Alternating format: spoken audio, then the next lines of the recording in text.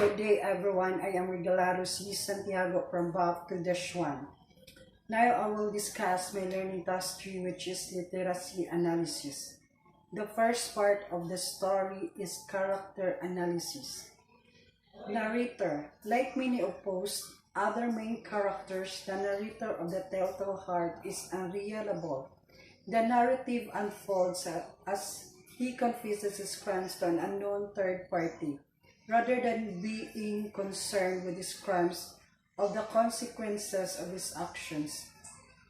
The narrator is obsessed with providing his sanity. He uses evidence of the systematic precision with which he carried out the murder. However, these overly meticulous actions ironically prove his insanity rather than his sanity. The narrator claims that he suffers from the nervousness that causes an over-acuteness of the senses. This is only explanations he gives for his motivates and obsessions with old man. Old man. The old man has a clouded, pale, blue eye, which is the only thing that the narrator described about his appearance. The narrator claims that he loved the old man, but it is unclear what the relationship is between them. The narrator mentions that the old man has gold, but does not indicate that he works for the old man.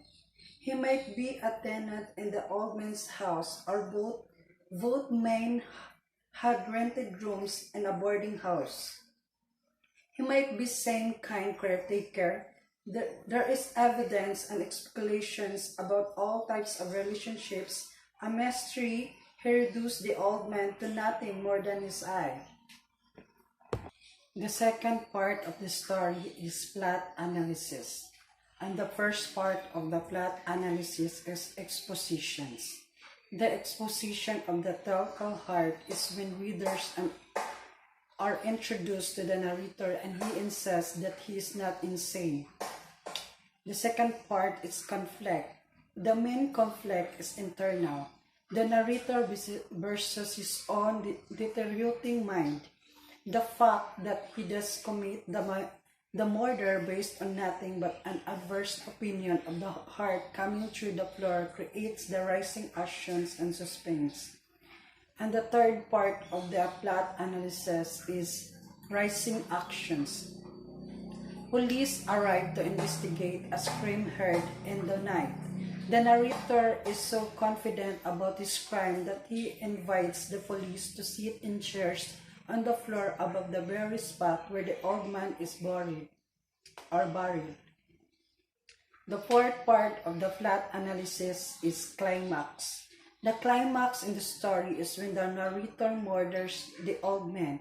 Suddenly, the narrator throws the old man on the floor of his bedroom, suffocates him with his mattress. And the fifth part of the plot analysis is falling actions. The falling actions of the story in The Telltale Heart is when the policemen arrive at the house because the old man's neighbors heard a shriek. They wanted to investigate the house to see is wrong. The narrator invites them to come and sit down. At first, he is very calm. And the last part of the plot analysis is resolutions. The resolutions comes, however, after the narrator believes he hears the dead man's heart beating louder and louder beneath the floorboards. His own sense of guilt leads to the denouement in which the narrator confesses his crime. His confession is the resolutions. And the third part of the story of The Telltale Heart is point of view and style analysis. The Telltale Heart is told through the first person of the view, which means that the story is being told from the narration's perspective. The first person point of view of the story, especially the important because it allows readers to see in the mind of post-unreliable narrator. And the fourth part of the story of the Total Heart is universal theme analysis. The universal theme analysis is guilt. The Total Heart is conventionally read as a chronicling story about guilt and innocence. Critics have interpreted the sound of the beating heart as the narrator's guilty conscience reminding him of his dead.